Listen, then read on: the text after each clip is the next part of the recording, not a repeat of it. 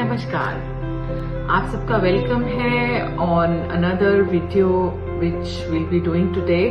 I'm from the Fledgling Schools. My name is Monica and we try to focus on what is right for the child, what all we can do so that we can bring the best out of them and also around them.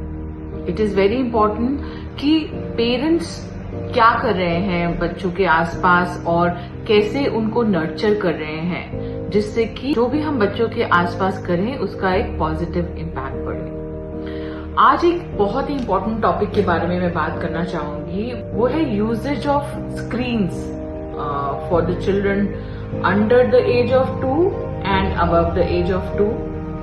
Screens बहुत ही integral part of life हो गए हैं हमारे लिए, because everyone is using mobile phones, laptops, TV in the best possible way. Parents, आप लोग को क्या लगता है कि बच्चों के लिए स्क्रीन कितना हद तक इम्पोर्टेंट है? अगर मेरी बात करें, मुझे लगता है screens under the age of 2 is highly dangerous for the children. उसके इतने ज्यादा एडवर्स इफेक्ट हैं जो अगर आप रेगुलरली देखें बच्चों को तो आपको पता चलेगा कि जो बच्चे स्क्रीन यूज करते हैं और जो बच्चे स्क्रीन नहीं यूज करते उनमें कितना डिफरेंस है। बच्चों के इम्पोर्टेंट डेवलपमेंट एरियाज पे फर्क पड़ता है अगर वो स्क्रीन यूज करते हैं under the age of 2। I don't know why it is required to actually introduce screens at that particular age. वो इतनी फ्रेजाइल एज है जिसमें कि ब्रेन डेवलपमेंट पे हाईली नेगेटिव इफेक्ट पड़ रहा है बच्चों के। They are becoming very aggressive, they have shown behavior which is not explainable because they show erratic behavior. Their normal growth is affected. If you talk about physical, social, emotional domains, we can see the difference, and we can see, where it is coming from. तो बच्चों को screen देना ही क्यों है? I am sure कि ये बहुत बड़ा डिस्पाइट है। आप बच्चों को फोन देके बिठा देते हैं और अपने जरूरी काम निपटा सकते हैं, पर क्या ये इतना इम्पोर्टेंट है कि हम बच्चों के फ्यूचर से खिलवाड़ कर रहे हैं? आप कहीं पर भी जाएं, आप देखेंगे कि मॉल्स में, रेस्टोरेंट में या किसी भी पब्लिक प्लेस पे ओपनली बच्चे मोबाइल्स के साथ खेल रहे हैं या फिर दे आर स्क्रॉलिंग देम और they are seeing reels even, which is I don't understand why the parents have introduced this gadget to them, क्योंकि ये इंस्टेंट डोपामाइन तो देता ही है बट उसके नेगेटिव इफेक्ट पेरेंट्स को शायद समझ में नहीं आ रहे। इस पूरी जनरेशन का आगे बढ़ना, इस पूरी जनरेशन की ग्रोथ हमारे ऊपर है एज पेरेंट्स। आपको क्या सही है क्या गलत है इसका पूरा ज्ञान होना चाहिए, और इसका बहुत हद तक सबसे ज्यादा ज्ञान होना चाहिए कि मोबाइल से क्या एडवर्स इफेक्ट आपके बच्चे को पड़ रहे हैं।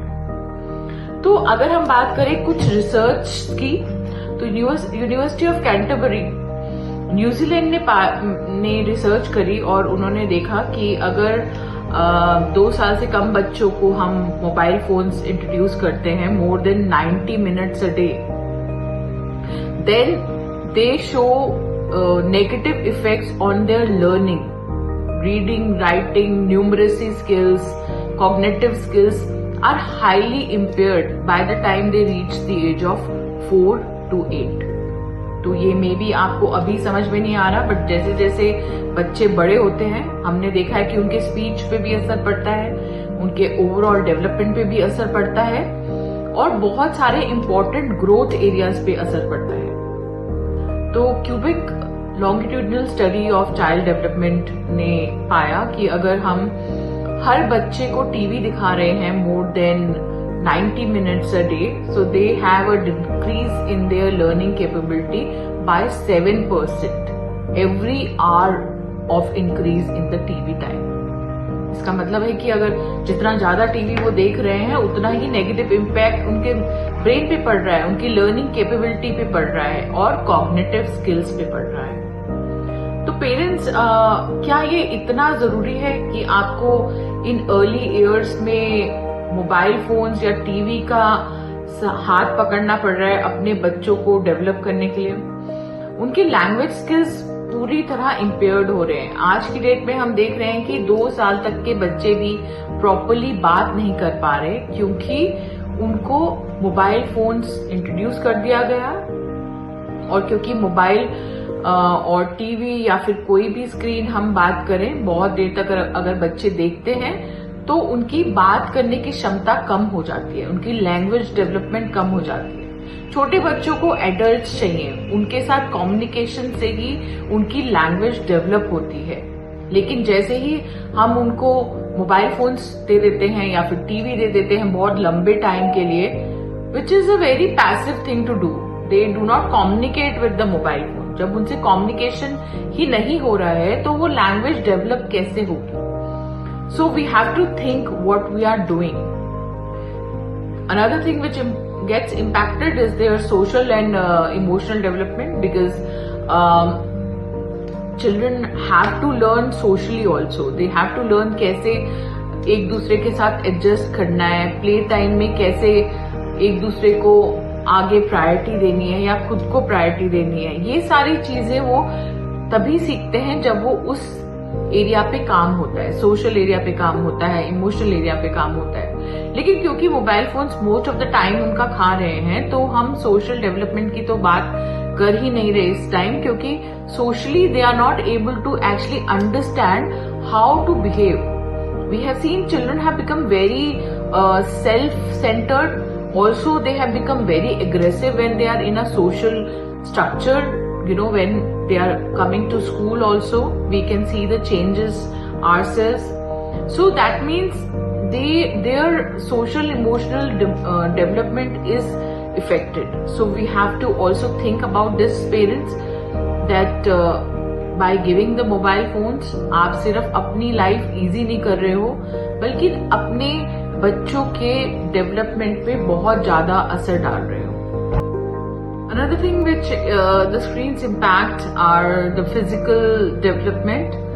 If they have over-reliance on screens, then they would not like to go out. उनका physical activity कम हो जाता है और उसका result है increased number of myopia cases, child obesity and other health issues. It has been shown that almost 2.6% increase in myopia cases have happened in early years. It has increased in recent times just because जो छोटे बच्चे पहले screen देखते थे वो average time 4 साल था, जो घट के अब 6 महीने रह गया है, which is a big difference. Sleep disruption also happens. बच्चों के लिए सोना बहुत जरूरी है क्योंकि उनके फिजिकल डेवलपमेंट, मेमोरी रिटेंशन और ये सारी चीजें स्लीप पर डिपेंडेंट है। जितना अच्छे से बच्चे सोते हैं उतने अच्छे से उनका फिजिकल, इमोशनल और कॉग्निटिव डेवलपमेंट होता है। बट अगर स्लीप ही डिस्टर्प्टेड है because of blue light, then how do we think that the proper development will happen? Screens की दुनिया बहुत ही फ्लैशी है, फास्ट है और इसकी वजह से बहुत ज्यादा ब्रेन स्टिमुलेशन मिलता है, उतना मिलता है जो उनको जरूरत भी नहीं है। अगर हम 2 साल के बच्चों को ऐसे गेम्स या ऐसे फ्लैशी रील्स दिखाएंगे जिससे कि उनके ब्रेन को स्टिमुलेशन मिलता है तो उनके बिहेवियर में चेंजेस आएंगे, उनकी कॉग्निटिव लर्निंग पे भी असर पड़ेगा और वो प्रॉपरली थिंक नहीं कर पाएंगे कि एक पर्टिकुलर सिचुएशन में उनको कैसे एक्ट करना है।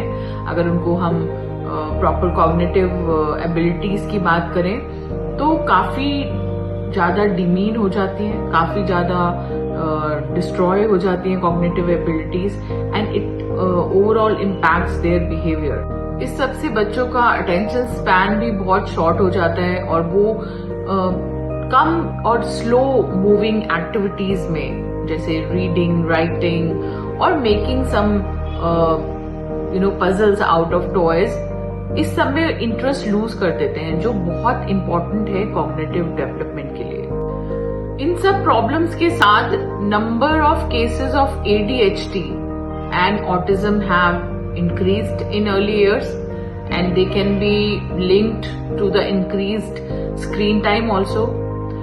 सो parents, I don't think any parent would want that the child's development should happen in such a way that they are not normally developed. It is very difficult for the parents of autism and ADHD to handle those kids. And अगर वो start हो जाता है ऐसा process जिसमें कि उनका delayed development है, speech delay है, and there are other issues which the parents are facing nowadays. It is not very easy because long therapy sessions have to be given to the children, and apart from that also maybe the child might not get back to what he was or she was before these therapy sessions or before this all disruption happened. So it will be better that we prevent that problem before you actually face it. It is very important that we should be mindful before introducing screens, what age you are introducing or how much time you are actually devoting.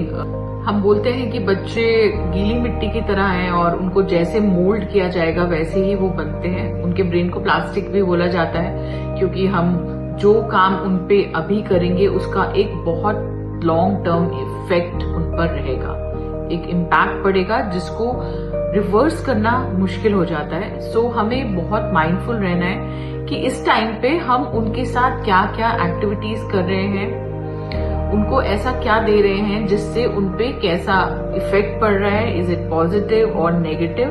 So as a parent it is very important that we have to think about these things before introducing screens to them. The WHO and American Association of Pediatrics have given certain guidelines on how much is too much for the children, and it has devised out that under the age of 2 कोई भी screen time नहीं होना चाहिए। छोटे बच्चों को adults चाहिए उनका सुपरविजन के लिए, उनकी डेवलपमेंट के लिए, लैंग्वेज, सोशल, ये सारे डेवलपमेंट्स के लिए उनको लोग चाहिए, स्क्रीन्स नहीं चाहिए। सो ये बहुत इंपॉर्टेंट है कि हम 2 साल से कम बच्चों को टोटली स्क्रीन टाइम बंद कर दें उनका। Between 2 to 5 they should be very limited screen time and उसमें भी एडल्ट सुपरविजन इज रिक्वायर्ड।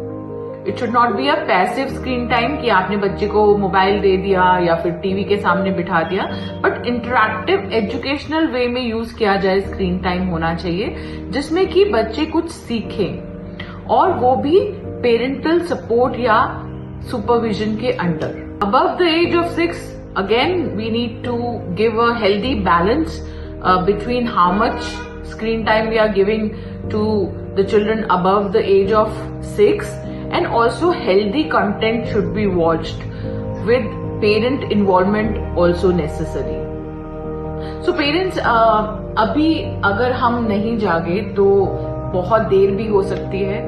हमें अपने बच्चों को बहुत ही ध्यान से और बहुत माइंडफुली स्क्रीन्स इंट्रोड्यूस करने की जरूरत है। आज की डेट में उनको स्क्रीन्स की बिल्कुल भी जरूरत नहीं है, ये आपको बहुत जल्दी समझना पड़ेगा क्योंकि स्क्रीन्स उनके साथ क्या कर रही हैं या फिर screen time and this technology what it is doing to them when not done right is not very easy to watch. When I see it from here I feel that each and every parent need to understand these guidelines, need to understand that how much important it is that we need to provide the right type of screen time and right type of content to the children. आपको ये जल्दी समझ आ जाए तो बहुत अच्छी बात है।